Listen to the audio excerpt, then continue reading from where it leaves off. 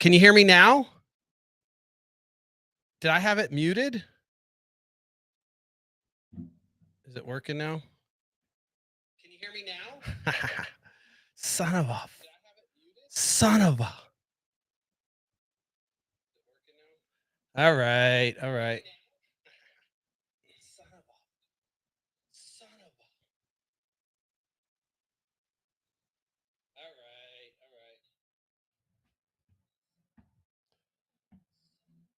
All right. All right. All right. All right. All right. All right. All right. All right. I'm back. I got sound. I got sound. Instagram, you should have sound soon. Let me just get Instagram back up. All right, I'm back. Guys, sorry about this. I didn't realize. I gotta mute that. I didn't realize that I had it muted in the system. So I gotta create another live video for Instagram. Are you guys seeing it? All right. It looks like it's working now on Instagram.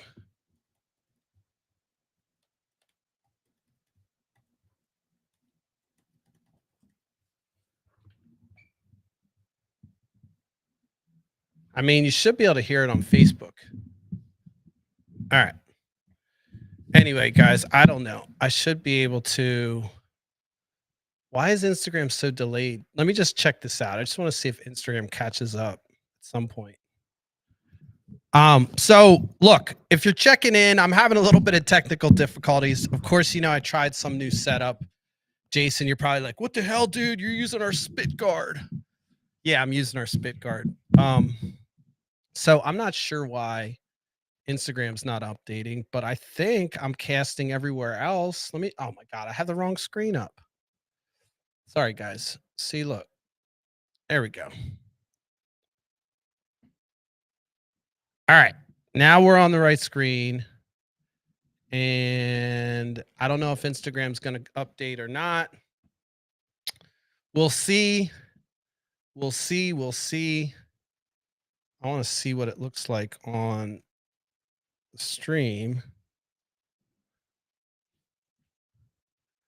So I kind of like that better. Right? See, I don't even know how to use a spit guard right. All right, listen, I'm all jacked up tonight. What I'm going to talk about is essentially you're going to hear me get a little conspiratorial tonight because I mean, I'm just another voice in the pot that's just spitting out shit. Why should you trust me? You shouldn't. So I want to talk about information bullshit and like why we're in this crazy information overload. If you saw the little graphic I posted, which I totally hijacked and was going to AI, so who knows what I'll get in trouble for. Sorry about this mic. I don't like the stand. I just wanted to move around a little bit. That's all. Anyway, so I was thinking about what I wanted to talk about, and that graphic came up, and it was just like a picture of somebody just getting all this information. That's how I feel sometimes, even trying to put together things for this podcast, trying to figure out live stream, trying to figure out what I'm going to talk about, trying to figure out what the hell's going on. It's hard because you're getting all this information. We have, quite frankly, there's no excuse. You could argue that there's no excuse to be uninformed in this day and age, but then you could also simultaneously argue that there's no way you could be informed these days because there's so much disinformation. It's probably like 10 to 1. Because everyone can open up a blog, everyone can start a domain, everyone can fucking start a podcast or a live stream and spit out their opinion. And so what I wanted to talk about today is kind of how I figure my shit out, or at least try to figure out where I can get a source of truth. And I'll say this out front. I'm not advocating for anyone being superior over any of them. Okay? And this is gonna blow your mind, all you liberal fucking motherfuckers, but Fox News is a source. I'm not saying it's a good one or a bad one for depending on what you're doing, right? If you're looking to understand the mindset of folks in that domain, then Fox News is a great resource because that's the bubble. You're in the bubble. It doesn't mean that that information you're taking at its weight. You have to vet it. But but it's still Fox News is a resource. And to all you folks hating on CNN and mainstream and MSNBC, they're sources. So even if you don't want to believe the source, it's a source. It's a source of information. Somebody's pumping it out. And so what you have to start to think about is why they're pumping it out and what they're pumping out. And then one of the other things you have to start to think about is there any congruity? Like, is there any, like, are they all in sync? Are they all saying the same thing? Because sometimes you have to question that. Why are they all saying the same thing? Why are they all kind of marching or beating the war drums in this case? Or why are they all kind of anti this law or whatever it is? And so, you kind of come back to this, you circle around and go, all right, Nate, great. So you just explained the problem. You said, all right, there's all these sources. Mr. Joe Smith and Tyrone Becken both can fucking pitch out credible, newsworthy, news lookalike content from their basement. Both of them have crazy opinions. They're now in the mix. So you're suggesting that mainstream is somehow in sync with each other, or maybe they've got an agenda. So we're back to what the fuck. And I'm just gonna leave that kind of hanging over the edge of this whole conversation, because that's where we're at. Honestly, we're at a what the fuck. And quite frankly, we've had a failure of journalism to kind of capture, or at least kind of be the cushion or the base of truth, because they've all kind of fell to something I'll talk about maybe or later on in the mix before I get off this point. I still want to create the chaos and create the illusion, or paint the story, not an illusion, the reality that, we're in this world where you can pretty much look up everything. I shit you not, when I took 5 years off Facebook, believe it or not, it's been around that long, where I did take about 5 years off, came back on, it was like, whoa, with advertisements. But what blew me away more is, you hear about the people that are falling for bullshit on Facebook, but then to see people I know, people that I know, falling for the flat earth bullshit. And I'm not, look, I don't want to trigger this person or these people. They're aggressive about their opinions, and I think he's come around. We actually get along. I think we're still friends on Facebook. A lot of times I block people if they're completely crazy, but I like the guy, and he's a nice guy. He's always been respectful. In person, we're great. By the way, that's another side thing. If I start talking about my social media, I may not be friends with my mother, which is a fact on some platforms, but I doesn't mean I don't love my mom, and it doesn't just means I don't want to see her screams, or she probably doesn't want to see mine, whatever. And I'm not picking on my mother. I'm just saying that social media to me is a construct.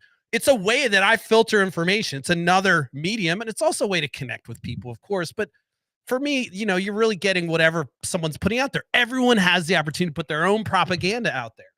So, you got these people that maybe they need a little bit of boost. And so they're throwing a little cleavage out, and they're getting the likes, and that's going to happen. And so that's their thing. They're pumping out information. Nothing wrong with it. By the way, I'm not a hater of that. I only say that because oftentimes that's where you're going to get a lot of content. I mean, there's a whole website now dedicated to girls that were like, you know what, smart. I'm no longer just going to send you free ones. Sign up for my OnlyFans. Again, total side note, not picking on the ladies, nor am I picking on anybody on OnlyFans. I support all sex workers and all workers of art, which some people would call OnlyFans art. Anyway, we're off. So, you have all these things. OnlyFans is another source, right?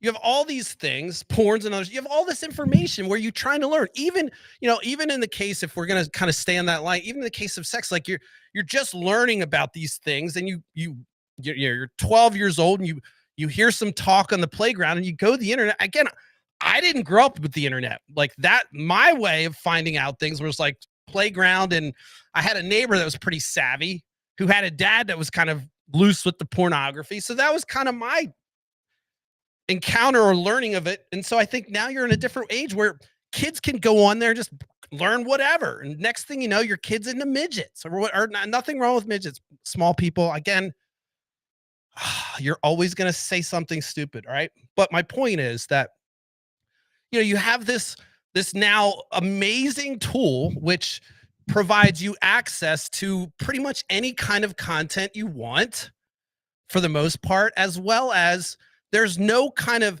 verification system. And we don't want one. I'll talk about that maybe if I get to it. But there's no verification to say what is what and what's real. And so somebody could put together a sex education, it's a parody site that has a bunch of bad information where it gets all the hits. And this is the first thing that kids look at. And it's a joke, but no one knows that it's a joke. So again, this is like I'm kind of honing in on that one because everyone understands that who has children. Everyone understands that the internet has opened up worlds to folks that you didn't know. If you didn't have access to any of that sexual content before, now you have access to a plethora of it. And so it creates a whole new world of vices for folks as well. So that's one area, as well as education on any kind of illicit behavior that they're trying to learn about. If you want to learn about some kind of drug use, you can't just, it's hard to find that up. So where do you go for good information? And I'm talking specifically about those things because they're on the fringe and no one really wants to talk about it, but they're all, do we do that in public education? Does the parents do that? Who is in control of that? Do we want to make sure everyone has a base level understanding of those things? Because look, those are things that affect everyone else. So that's why I mentioned them, right? Because they're kind of pertinent to like a larger conversation of like who are we going to rely on to indoctrinate our children, right? That's one argument. That's one way they've posed it. Anyway, I digress. Still, though, you've got this picture in your head of where the fuck is the information coming? What's real? What's not? I don't know. I'm not sure. And I swear on my life, that's how I am still to this point. So I'm not giving new information. I'm just going to tell you what I do to try to vet it and come up with some reality. And you're probably some academic or somebody maybe watches this and like, what a useless way to consume information. He has no idea, has no baseline. And I do have a baseline, but I mean, I've got to dig deep. And let me just talk about that. So I kind of painted this chaos, which we're all in. You can say, oh, you're well informed because you have 4 or 5 sources, but you're only informed what those 4 or 5 sources you're reading. Do you really think those 4 or 5 sources have every fucking damn issue that's going on in the world that maybe may or may not affect you, that may or may not be more important? So this is the crux of how I process information. I try to understand the story, what it is, who is saying it. And you have to say it's not just like MSNBC or Fox. It's actually down to the writer. It's down to the person out, the personality or that individual or individuals or organizations that put that idea to print or to media. That you got it. So you've got MSNBC, you've got New York Times. I'm just throwing out stuff. Washington, the Wall Street Journal, you've got, some conservative rags out there, New York Post, whatever it is. Whatever you want to call it. And you've got all these things coming at you. And the only thing you can do is say, all right, look, maybe you don't trust that organization, but not every single person at Fox News has that slant. I hope not. I would imagine not. I know there's one on the 5 that talks about at least some liberal perspectives, at least some different perspectives. But you've got to kind of look through and see, all right, now if you say, I'm going to ignore everything Fox News has to say, they may have folks that align with you that are kind of fighting through that bubble that may have some information for you. So you're totally cutting in. And by the way, I'm not even suggesting Fox is news. We know they lost in court, their entertainment. Again, I'm not even picking on Fox News. I'm saying it's a source. It may be a source where you get your basis of truth, and we'll talk about that, why that's problematic. It also could be a basis where you get an understanding of how people are getting their information, whatever it is. Now, one of the problems with every one of these organizations is they're going to have bias. Somebody in the old days, it was an editor that said, all right, let's publish this story. Let's not. And sometimes the owner's like, don't you dare publish that. Or some big power was like, you don't publish that shit or blah. So you had to pick and choose what got put into the public sphere all the time. Now, maybe criminal, that's why they had a police log or whatever. It was just like automatic. You didn't ask questions. It's just a record of some shit people should know. But every story, every single paper, every single media outlet, including mine, which I claim to be completely independent and unbought by corporate, has an agenda. And it may be it may be an agenda that's independent. It may be to say we're the most independent agenda out there. And so then they have to pick and choose on what they feel is independent. And so everything comes down to subjective, right? When you walk, I'm not, by the way, I haven't talked about facts. I'm not saying that facts are something that can be skewed. What I'm talking about is our absorption through osmosis, however you're doing it, of information and how that really works. Again, facts are good. How do you know something's a fact? That's a tough one sometimes. But you can also start, we also start to know that like there are things that we can see. And so oftentimes if you see something, you can use that as a reference. Now, we know third party eyewitness testimony still fails in court, and we know people forget and they don't see things. But we have to go on some tangible thing that's real, right? And so if there's a video, let me just pull out an example so I can bring some clarity.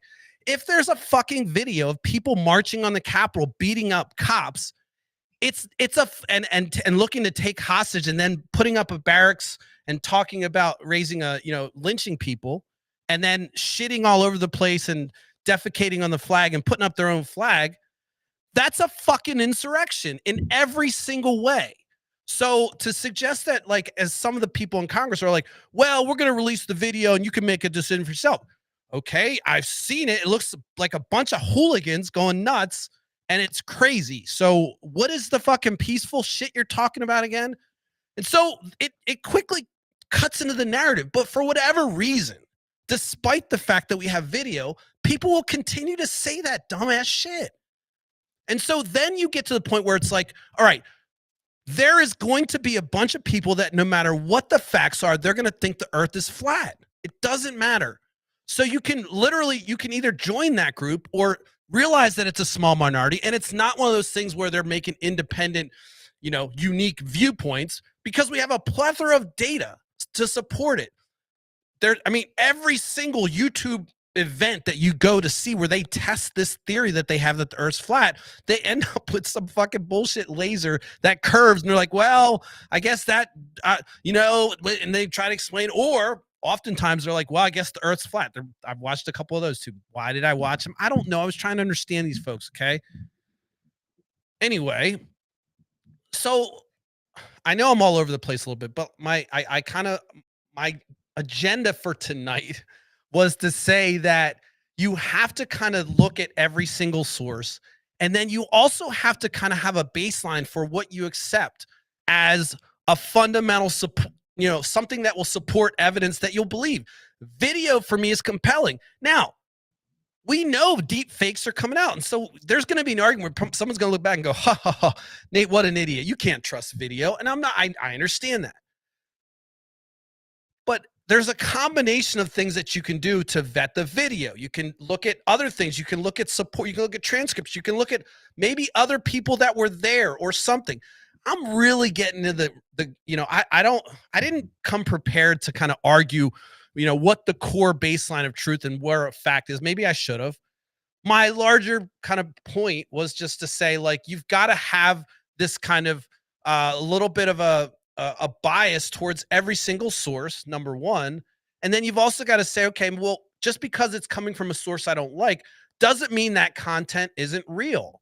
And so Fox News can publish real stories with real facts, and it can be real news. They can publish things that are just as valid as some other entity, just like I can publish something that's completely satirical and make somebody believe it, or I can publish something that was based on facts that I did some research on. And you could say, well, Nate, you're not a fact checker. Well, I would also do the things that journalists do. If you want to figure that out, you have sources, you keep those sources and you document, you have notes, and you do these things to build a case. And then this becomes your reference. And then you have kind of an oath to truth that you're supposed to have. Now, this is where I'm going to jump a little bit and kind of talk about one of the fundamental problems with all of the shit I'm talking about. Is because it falls flat because people also want clicks and they want to get, they want to get into the mainstream. They want to get into that consciousness. And so what that means is a lot of times people will say, you know what, I'll take a softball interview with this guy just so I can do it 4 or 5 times. If I challenge this person or this entity, then I won't have access to them. So we now have something called access journalism, which means, look, in order to keep your access, you give softball interviews. So we have this bullshit system where now we have, it was supposed to be this protected right of freedom of speech, where, freedom of press, where everyone could essentially have their own press in a way, or access to the press, and they can print things and no penalty. And now you essentially have this kind of fuck, I lost my throat. Damn, I was on a good one too.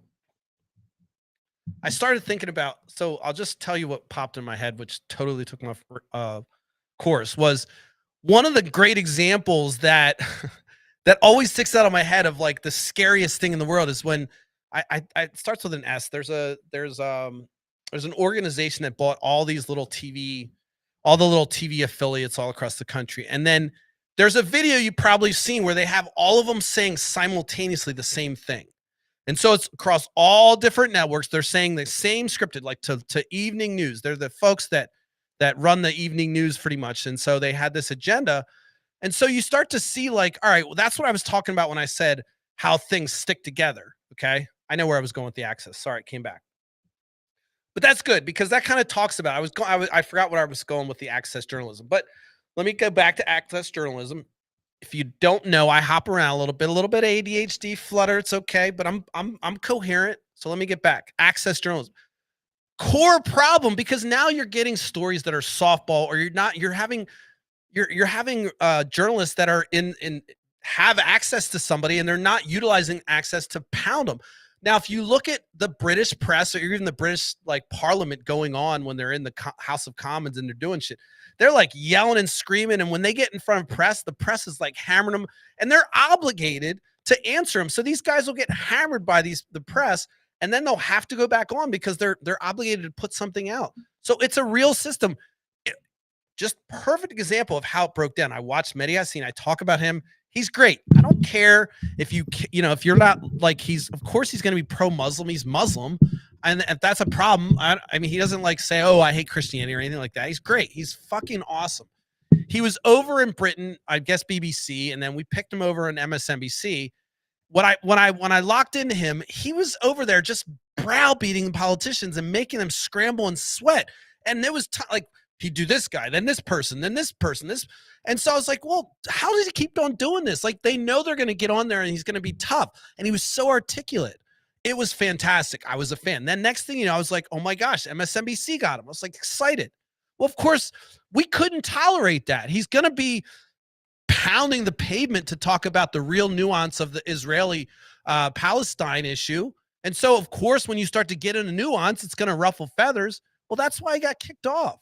And so, he came from where you had access and you could pound him, to where he now had a front and center stage in American on a mainstream show, and then essentially was canceled because of his kind of his fierce, his ferocity, his intent to find the truth. And I'm not like some fanboy. It's just when you watch him, it's just I'm in awe. One of the few people I watch that when they're talking and they're off the cuff, you can't set him up. Like, you can put him in a position and he just kind of rattles off a great retort, and it challenges the core premise of whatever they're coming at him with. To me, it's perfection when it comes to, like, I wouldn't want to be on the other side of him interrogating me, because he's charming. He's also very smooth. He's also going to use your words right there in front of you against you. That's what's brilliant about it. I absolutely love that. I don't like it when it happens to me. I know how painful it is when someone says, hey, you said these things or you did these things. And it's like, but you know what? It's a correction that's needed when you find that out. And so I love watching that, because if the politician's smart or that person's smart, they'll make a correction, and it's a good thing. Of course, there's a Schadenfreude moment where you're kind of like, yes, they fucking got fucked finally. But you're also looking for, maybe this is where they finally learn their lesson. And I do like a comeback. So I'm not looking for everyone to fail that are maybe even ideologically opposed to me. I would just like people to come around to some consensus for some of these ideas that I spout. Anyway, so before I wreck this thing. I'm probably bouncing all over the place. Let me see if I'm still. Oh, look at that! I'm still on camera. Cool. So access journalism sucks. That fucking fucks us. So you're not going to get that. And look, if I was trying to buffer my, kind of my street cred, I would love to have an interview with somebody that had some status that bring me clicks, right? And so, I've thought of like, all right, well, how would I do that? You give them the questions first, and so you kind of do this thing. And I know that that's kind of it's understood, and of course you want to make sure your guest comes on and not gotcha. But I mean, when it comes to checking our power and the folks that are representing us, that is the mechanism that we're supposed to have. And so by when we have these White House press conferences and everything else, and these people are kind of getting softball, and once in a while you have a little bit of riffle raff, but it's mostly just kind of everyone saying what's appropriate and helping them walk through even the opposition. It is nice when you have a Steve Deuce or one of the Ducey boys in there because they're at least challenging it. I'm not saying they're asking intelligent questions, but you need that you need the confrontational nature of press to check power. If you have press sucking up to power, how do we know what power is doing? All right. So that's kind of wrapping in the access journalism. And what that does is it means that you have to also understand when you're going through your information overload and trying to figure out what's real and what's not, is this person saying these things? Do they have a position where they're continually saying this? For instance, there was a couple folks that were just writing about Trump in the beginning, and you had to question some of their stories because they always had access to him. And so they would always give a puff story or something like that. They might throw a couple jabs, but again, I'm not saying Trump deserves that. I'm saying you have to vet that writer and try to think about what their intent is. And so you can tell also when when you start to see things that are suggestions or things that aren't stating things declaratively, that means like this is the sky is blue. That's kind of a declarative. I think is it declarative? That's not imperative. It's a declarative mechanism, which is kind of like that's a factual, that's like something saying, it's not like I believe that the sky might be blue. I've added a whole bunch of conditional things. So look, I'm not going to get into the nuance of the wording, but like there are things with and how things are phrased, which you can either say, well, that person's stating something that's not a fact because of the way they stated it. The sky is red. That's not a fact. So we know that's not true, even though he declared it. You know what I mean? And so look, it's not academic though. Don't get overwhelmed with all the bullshit that I'm talking. I'm not trying to use fancy words or anything like that. I'm not even using fancy words for those people that are like, dude, you're not that fancy. I get it. But my point is that when you read an article, just check yourself, check your cognitive bias, check the source, check why they're writing it, and check why you're getting off on reading that. If it's kind of getting your emotional, is it because it's red meat for you? It's for you, and it's supposed to get you fired up. Are you supposed to get fired up? Why all of a sudden is just right now abortion's a big issue? I know it's a big issue for you if it's always, if that's your one issue and that's just how you live your life. But I'm saying like it's kind of interesting how right before election time the wheels kind of crank to get people on the edges excited. So think about these things as you're going through your information. I don't have a solution for information overload other than you've got to vet everything, including myself. Although one thing you could do is share the shit out of this and tell people this guy's fucking nuts. And I want to like and subscribe and make sure, by the way, okay, as I joke, I just want to state the humility that you have to do this. And I brought up the concept of Jake Paul, who's fighting Mike Tyson. You can laugh at that or not. But the guy is a young YouTube phenom, if you will. And the gentleman basically sat there and did funny videos in his parents' basement and in his apartment for 8 years with 4,000 people watching. So it's frustrating. I mean, that's a lot of time. That's not a lot of people. Now, I'm going to just show you the level of humility that I have to have. I have more videos on YouTube than I do subscribers.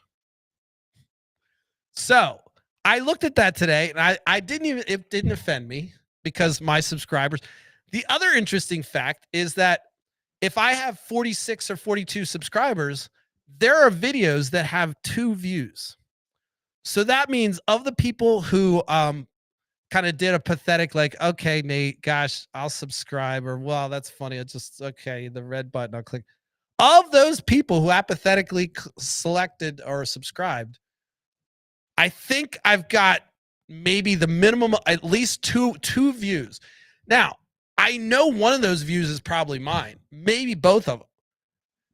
So, you get a lesson in humility every day. And so when I think about the data, I look at the data and I say, "Yep, you just don't look at that and you realize that you know what? You've got 8 years of this before you can do anything." And I'm not even at 4,000, so I could probably look at 10.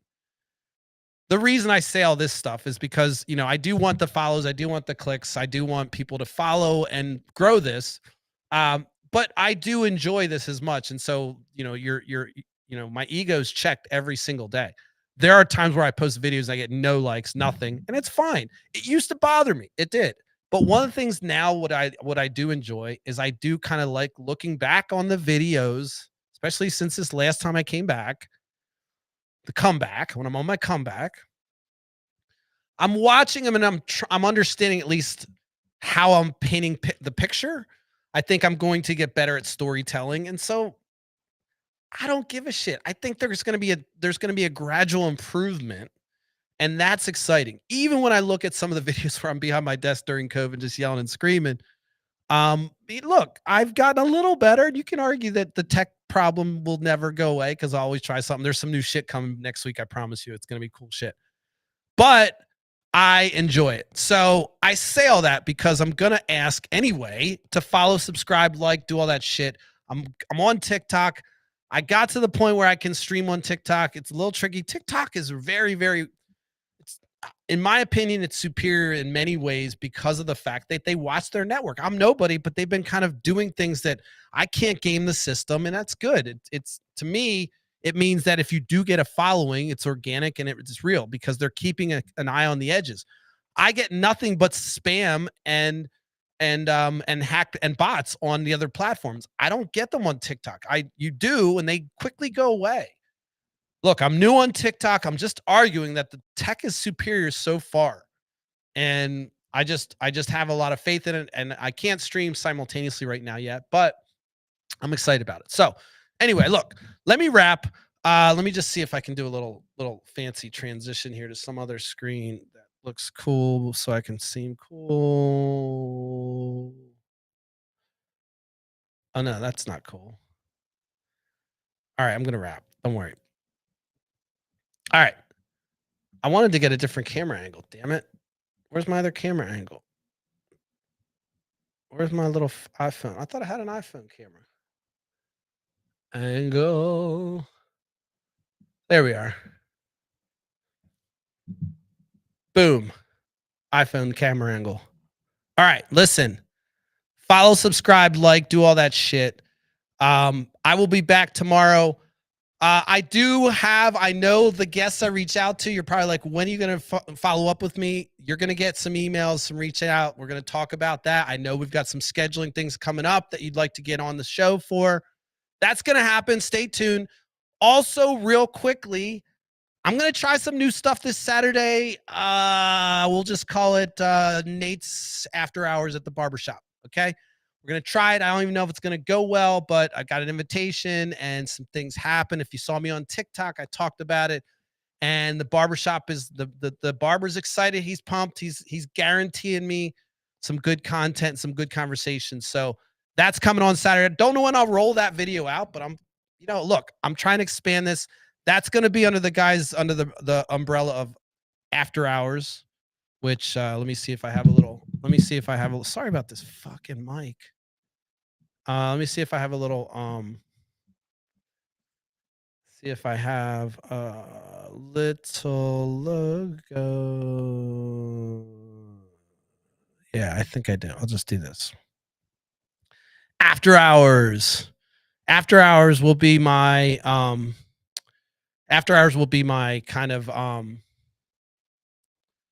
don't know, like pretty much not politics, just whatever, but also like kind of a place where I can throw content that like people Look, some people are averse to politics no matter what. I've got friends that just don't even want to fucking respond to messages because I ask them about the show and it's annoying, but I get it and I don't want to I'm not picking on them. I just this is something that is my voice in therapy as well as kind of my platform, if you will. And I'm not good at asking for help. So I'm trying to open up after hours to be that place where I can kind of do the things that maybe people are, maybe I can hook them in on, oh, Nate does some funny shit on this. So maybe he knows what he's talking about on this. I'm making a leap. I know that. But you get my drift is that why does this keep on hooking on something? This is gonna kill me. I'm gonna choke on it. You get my drift, and that is that I want to I want to open it up to more shit. Like this is fine. I love this. If I could do this hours and hours and hours and not have to do anything else, I promise you I would. Like if I had to do nothing else, I would stream all day. I don't have a problem with it. I really do. I could talk all day, and if when I'm not talking, I'm finding out stuff because that's pretty much what I do anyway. I'm just blah, blah, blah, just trying to absorb as much shit as I can. Um, but I can't do that. And in the meantime, I forget what the fuck I was saying. Maybe it's time to stop. See, look, this will get fixed in post.